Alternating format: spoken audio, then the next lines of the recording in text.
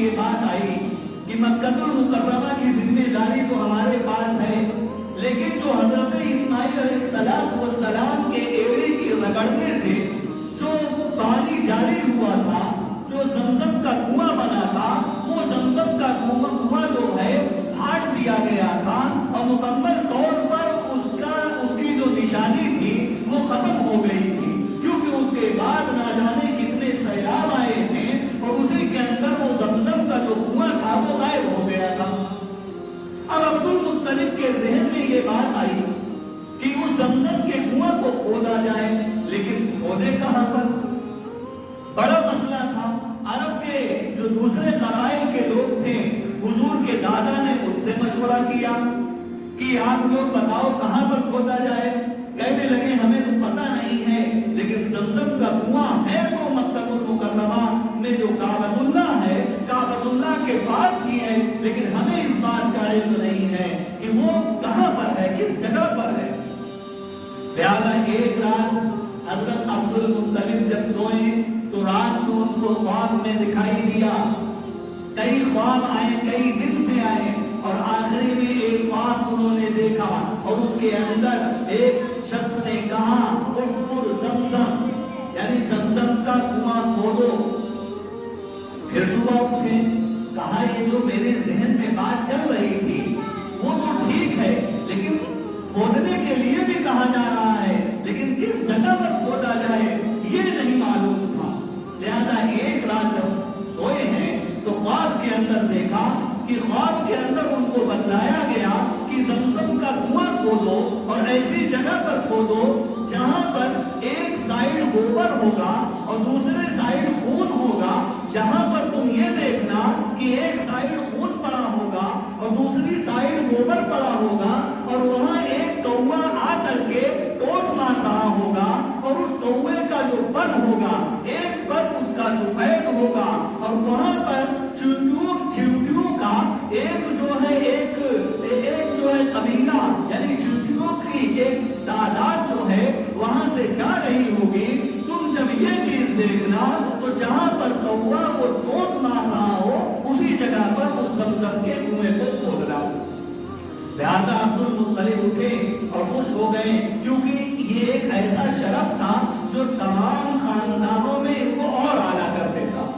ابھی تک لوگ مان نہیں رہے تھے، اعلیٰ تو تھے لیکن لوگ مان نہیں رہے تھے کہ عبد المطلب سب سے اعلیٰ ہے۔ کچھ لوگ ان کے مقابلے میں آ کر کے کھڑے ہو جاتے اور کہتے کہ جیسے تم ویسے ہم، تو لوگ ماننے کے لیے نہیں تیار تھے۔ تو عبد المطلب نے یہ سوچا کہ اگر زمزم کا کنواں میں کھود دیتا ہوں اور پانی میرے اختیار میں آ جاتا ہے تو اس وقت تو مجھے اس قبائل میں، تمام قبیلوں میں سب سے زیادہ معزز ہونے سے کوئی نہیں روک سکتا۔ لہذا خوشی خوشی اٹھے اور اٹھ کر کے اب پہاڑوں کے پاس جا کر کے دیکھ رہے ہیں تمام زمینوں کا، وہاں پر انہوں نے معائنہ کیا، کہیں پر کوئی ایسی چیز نہیں کہ جہاں پر ایک طرف گوبر ہو دوسری طرف خون ہو، ایک کوا اس کے اوپر ٹوڑ مار رہا ہو اور اس کوے کا پر جو ہو ایک سفید ہو اور وہاں سے چیونٹیوں کا ایک جتھا گزر رہا ہو، یہ کہیں پر ان کو ملا نہیں، اور حیران ہو کر کے آ کر کے کعبۃ اللہ کے پاس بیٹھ گئے۔ اب تھوڑا سے تھکے تھے تو لیٹ گئے، اور لیٹتے لیٹتے کیا دیکھتے ہیں کہ ایک شخص کعبۃ اللہ کے پاس اپنے ذبیحے کو لے کر کے آیا، جانور کو لے کر کے آیا کہ اسے ذبح کر دوں، اور کعبۃ اللہ سے وہ کافی دور پر اسے ذبح کرنا چاہا تاکہ کعبۃ اللہ گندا نہ ہونے پائے۔ لہذا جب اس نے اپنے ذبیحے کو، اپنے جانور کو ذبح کیا تو ذبح کرتے ہوئے وہ جانور چھوٹ گیا۔ جیسے قربانی کے ایام میں بعض مرتبہ ایسا ہوتا ہے کہ جانور ذبح آدمی کرتا رہتا ہے، وہ چھڑا کر کے بھاگ جاتا ہے، تو اسی طرح سے وہ جانور جب اس نے ذبح کرنا شروع کیا تو وہ جانور چھڑا کر کے بھاگا، اور بھاگ کر کے اس نے بھی دوڑایا تو اسی جگہ پر آ کر کے وہ جانور گرا، اور جب گرا تو اس نے وہاں پر بیٹھ کر دیا، ایک طرف گوبر تھا اور دوسری طرف جو ہے خون تھا، اور وہیں پر اس نے جو ہے اس کے چمڑے کو نکالا۔ عبد المطلب جب دیکھے تو اٹھ کر کے بیٹھ گئے اور فوراً وہاں پر گئے، اور انہیں اپنا خواب یاد آ گیا کہ ایک طرف گوبر ہوگا اور दूसरे तरफ खून, लिहाजा गोबर भी दिखाई दिया और खून भी दिखाई दिया। इतने में क्या देखते हैं कि एक कौवा आकर के वहीं पर डोर मारता है और उस कौवे का जब करीब जाकर के, कौवे से करीब जाकर के जब देखते हैं तो वो कौवे का जो पर था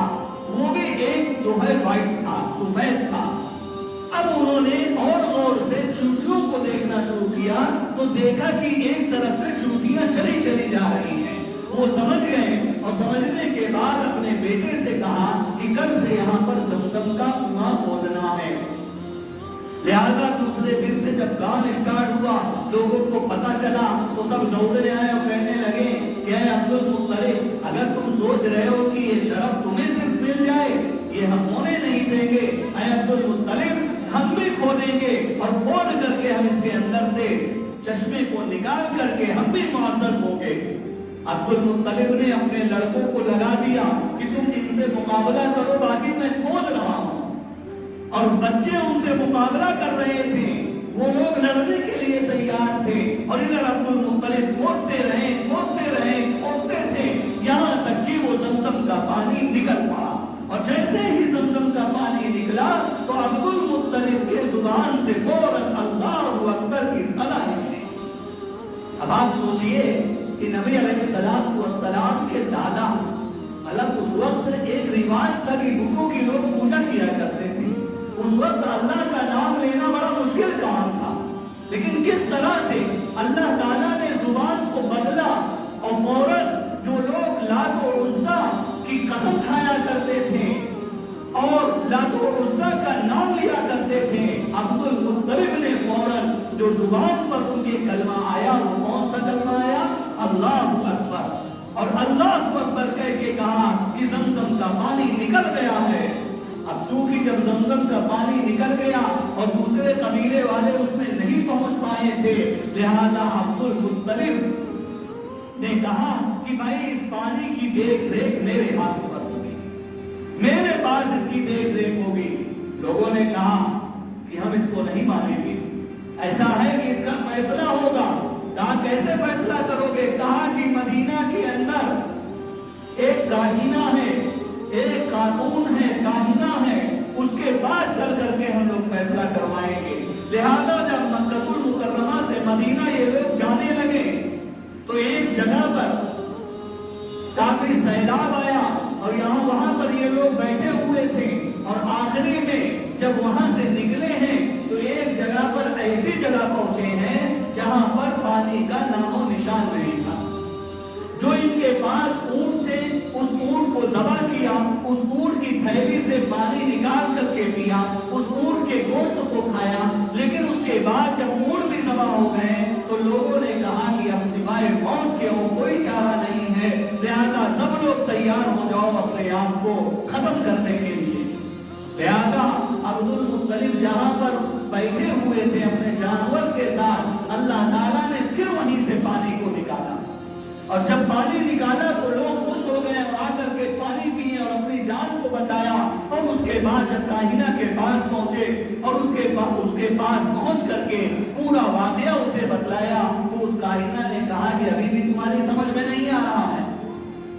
जब तुम लोग मौत के दहाने पर थे तो अल्लाह ताला ने वहां पर अब्दुल मुत्तलिब के नीचे से पानी निकाला। लिहाजा अल्लाह ताला अब्दुल मुत्तलिब को एक शान देना चाहते हैं। तुम लोग समझ नहीं पा रहे हो, इसमें भी फैसले की बात है। मेरा फैसला यही है कि जो ज़मज़म का कुआं है उसकी जिम्मेदारी देख रेख की अब्दुल मुत्तलिब के पास होगी।